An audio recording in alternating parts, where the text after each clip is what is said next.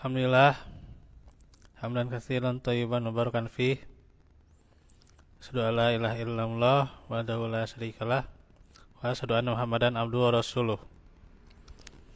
Alhamdulillah, ikhwati fillah, kita kembali lagi dalam pelajaran hari ini, yakni pelajaran hadis, melanjutkan dari syarah Bulughul Maram dalam Kitabul Jami. Hadis dari Ibnu Mas atau Abu Mas'ud ya. Wa an Abi Mas'udin radhiyallahu anhu. Qala Rasulullah. Inna mimma anrokan nasu min kalamin nubuwatil ula di dalam tastahi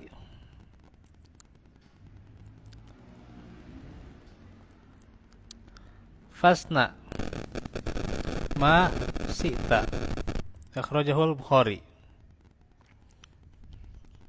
Dari Abu Mas'ud radhiyallahu anhu, beliau berkata, Rasulullah bersabda, di antara nasihat yang diperoleh manusia dari sabda nabi-nabi terdahulu ialah apabila kamu tidak mempunyai rasa malu, maka berbuatlah sesukamu. Jadi ini istimewanya rasa malu ya, riwayat Bukhari ya. Nah, ini menjadi bukti jelasnya bagaimana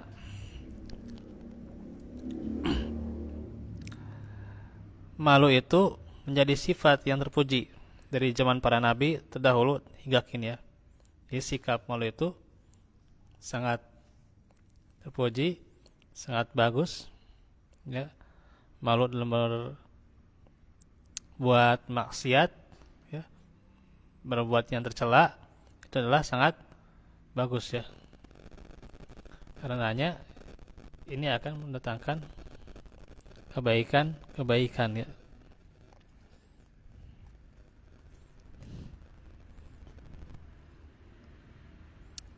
Karenanya sifat malu membuat seseorang selalu berusaha baik di hadapan Allah dan ketika berinteraksi dengan orang-orang ya gitu. Sebab ia malu dan tidak enak jika bersikap tidak sesuai aturan ya. Maka kepada Allah misalnya dia tidak mau berbuat maksiat ketika sendiri ya. Ketika diam-diam dia berbuat maksiat ya, atau diam-diam berbuat kecurangan ya. Nah itu. Kepada manusia berarti dia tidak mau mengingkari janji ya. Tidak mau mengecewakannya gitu. Tidak mau membuat orang itu bersedih ya. Itu rasa malu ya, seperti itu. Sehingga dengan rasa malu itu menahan dari perbuatan dosa atau akhlak yang tercela ya, gitu. Dan itu sebagai penahan yang kuat ya. Bahwasanya malu ialah unsur yang paling penting di antaranya, yakni dalam lurusnya jalan hidup kita di atas kebaikan. Juga rasa malu, atau bisa juga nih rasa yang namanya gak enak gitu. Gak enak dalam melakukan hal-hal yang bisa memalukan, bisa saja lenyap dari hati karena sering berbuat dosa ya. Jadi gak enak nih kalau misalnya berbuat kayak gini ya, khawatir dosa atau khawatir ini akan menyakitkan orang gitu ya. Nah itu harusnya setiap orang memiliki ya, tapi memang jarang sekali gitu ya.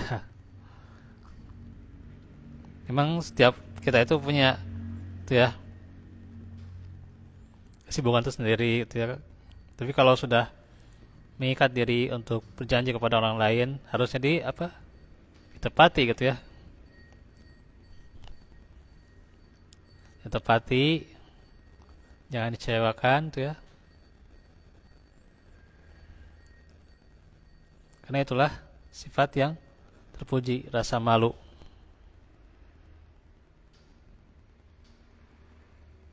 Jadi kalau rasa malu atau tidak enak ini dalam melakukan hal-hal yang melakukan bisa saja lenyap dari hati.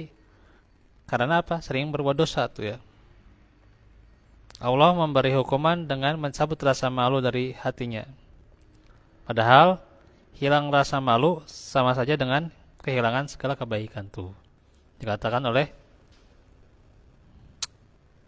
pengarang Ad-Dawa ya. Jadi kebaikan-kebaikan itu sirna, hilang karena apa? Ya di antaranya rasa malu yang hilang tuh ya. Nah itu. Karena sering-seringnya berbuat maksiat, sering-seringnya membuat orang lain nggak enak hati kepada kita itu ya. Gitu. Harusnya kita yang nggak enak hati karena sudah berjanji atau sudah diundang tuh ya gitu. Harusnya gitu ya. Kecuali pada hal-hal yang memang sifatnya uzur tuh ya. Uzur syar'i ya gitu. Tapi itu pun harus mengatakan kata maaf yang itu sangat bisa jadi ya kata maaf walaupun sederhana ya, tapi kata maaf itu adalah hal yang bermanfaat ya untuk kuatnya ukhuwah ya. Tapi kadang orang itu karena sudah ya nyaman jadi nggak ya berat lah gitu ya. Atau maafkan saja sulit ya. Karena kadang sudah ada rasa nah itu nyaman. Padahal sekalinya sudah diingkari atau mengingkari ya pasti kan itu sudah melanggar gitu ya.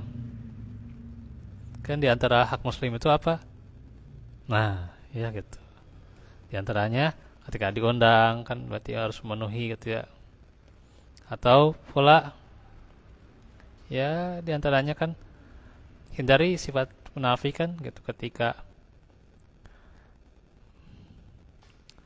yang namanya mengingkari karena harusnya dia menepati gitu ya. Karena kan dia sudah berjanji itu ya. Nah itu.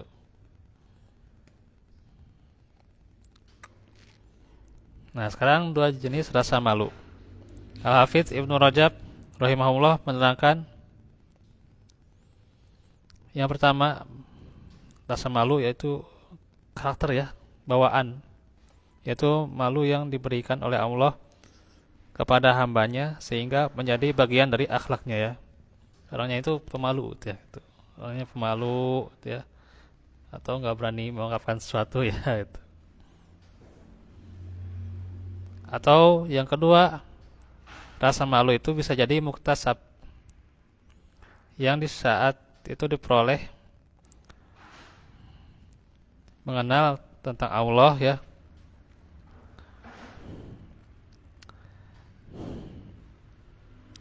Nah, juga kebesaran Allah, pengetahuan tentang dekatnya Allah dengan hamba-hambanya, pengawasannya terhadap mereka, dan menyadari bahwa Allah pun mengetahui pengkhianatan mata dan yang terpendam di hati.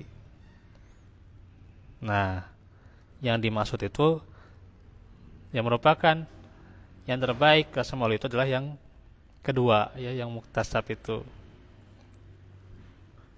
Itu iman yang tertinggi dikatakan ya. Bahkan salah satu tingkat tertinggi yaitu apa? Ihsan kan ada Islam, iman, ihsan. Nah itu diantaranya rasa malu tuh ya. Rasa malu juga bisa muncul sebagai hasil dari mengingat nikmat-nikmat Allah dan menyadari dirinya yang masih banyak kurang dalam mensyukurinya ya. Masya Allah tuh ya, tuh. jadi malu gitu ya, kita kurang bersyukur gitu ya, tidak memanfaatkan nikmat Allah pada tempatnya gitu ya. Nah, itu malu itu ya, harusnya itu ya. Malu ketika kita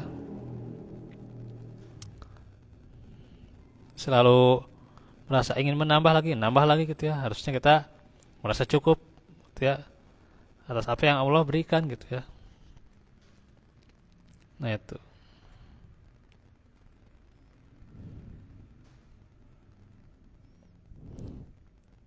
Karena orang nambah lagi ya belum tentu juga jadi iya. Kalau dia nambah terus gitu ya kekayaan tapi merendahkan orang, atau misalnya dia bisanya cuma ngomong doang nggak bisa bantu orang gitu ya, nah itu buat apa kekayaan gitu ya. Ya kekayaan bisa sedekah, bisa berinfak, tapi kan terkadang ada haknya kepada orang yang harusnya diberi infak malah diberikan kepada yang lain tuh ya gitu. Nah itu ya. Harusnya pada saudara atau kerabatnya yang lebih dekat ya, yang lebih dekat dengannya tuh ya, ini malah ke yang lain tuh ya gitu. Padahal yang diutamakan apa? Yang terdekat kan gitu. Ya selain pasangannya, kemudian juga orang tua, wabidil kurba, nah baru kan kerabatnya dulu kan, kerabatnya baru waliyatama gitu, baru setelah kerabat orang-orang yatim. Ini kan malah orang yatim dulu, kerabatnya mana gitu ya, malah direndahkan kerabatnya gitu ya. Nah, infaknya bisa kepada orang yatim, nah itu juga kan kurang adil gitu ya. Nah, itu ya.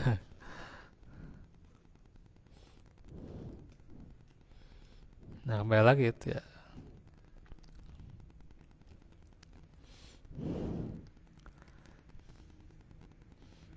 makanya harus merasa malu ketika kita tidak sempurna ya sikap kita pada ya yang terdekat lah gitu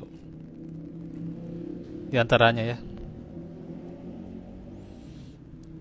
Karenanya kalau seseorang itu nggak punya rasa malu ya, bawaan ataupun malu yang tadi yang muktasab, maka tidak ada faktor yang tersisa untuk menghalanginya dari perbuatan yang tercela ya gitu. Seseorang ya berbuat seenaknya aja gitu ya, sok semuanya aja gitu. Padahal rasa malu itu akan menghindarkannya ya dari berbuat seenak dewe lah gitu bahasanya gitu ya. Nah gitu ya, buat semenang-menang ya,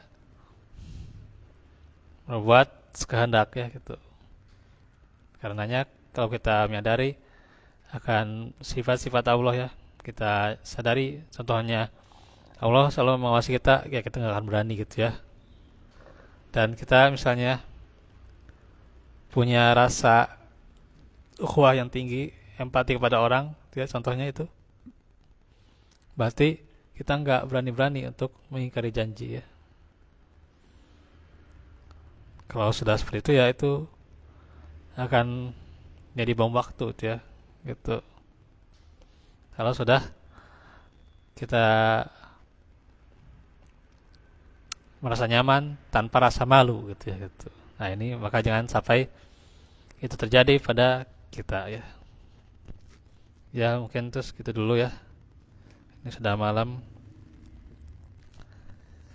Dan juga ikhwatu fillah, saya ingin minta doanya itu ya pada teman-teman juga, buat saudara-saudara kita dan juga yang terdekat ya gitu,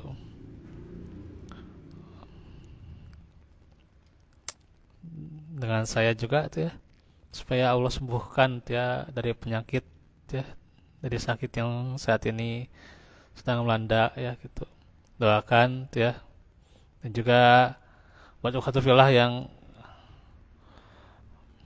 sudah berdonasi itu ya, ya kami mengucapkan jazakumullah khair ya. Semoga Allah membalas kebaikan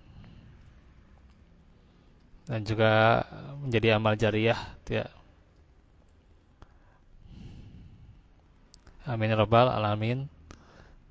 Ya mudah-mudahan juga tuh bisa terus ya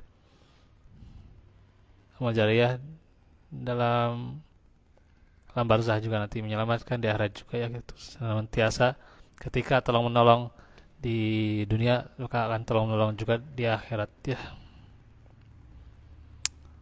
Aku lakum liada wa astagfirullah li wa lakum.